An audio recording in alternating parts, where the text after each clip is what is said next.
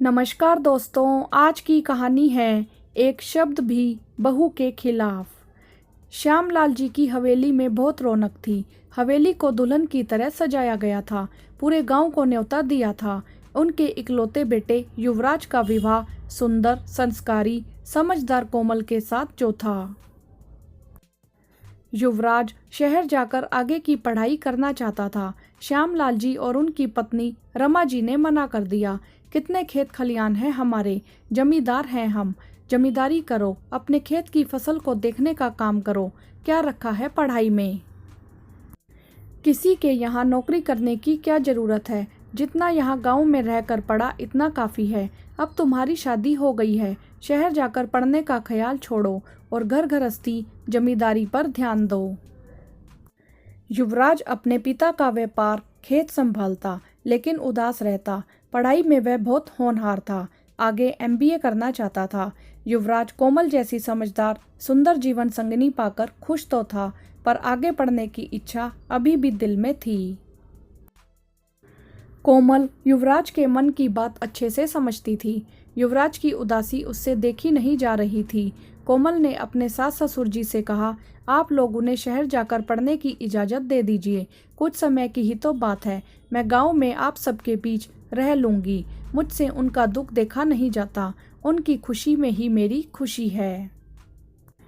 शादी को साल भर हो चुका था। कोमल ने अपने व्यवहार से अपने सास ससुर का दिल जीत लिया था। वह भी उसे बहुत प्यार और दुलार देते थे।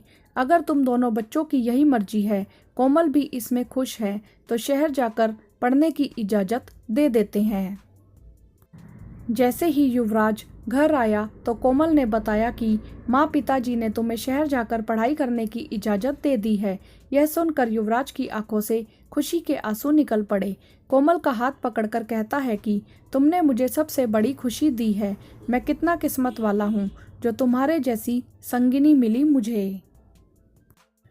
कुछ ही दिनों में युवराज शहर के एक प्रतिष्ठित कॉलेज से एमबीए की पढ़ाई करने लगता है और वह उसी कॉलेज के हॉस्टल में रहता है। छुट्टियां होती तो वह घर आ जाता। कोमल युवराज की छुट्टियों का इंतजार करती। ऐसे ही 2 साल गुजर गए। कोमल का त्याग, समर्पण और युवराज की मेहनत रंग लाई। युवराज ने अच्छे नंबरों से एमबीए पास कर लिया। इन 2 सालों में वह पूरी तरह शहर के रंग में रंग गया था। गांव का सबसे पढ़ा लिखा लड़का बन चुका था। इसीलिए अब उसे अभिमान भी हो गया था। अब उसे अपनी पत्नी गांव की गंवार, अनपढ़ नजर आने लगी थी।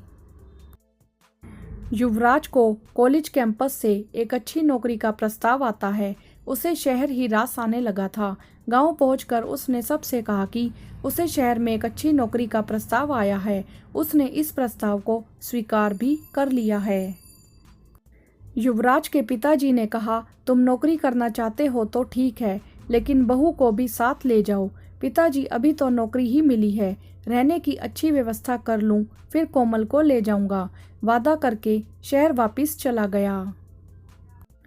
6 महीने बाद फिर युवराज गांव आया। शहर से खूब सारे उपहार तो लाया, पर कोमल को साथ चलने को नहीं बोला। इस बार युवराज की माँ ने कहा, कोमल तुम भी युवराज के साथ शहर जाने के लिए अपना सामान बांध लो।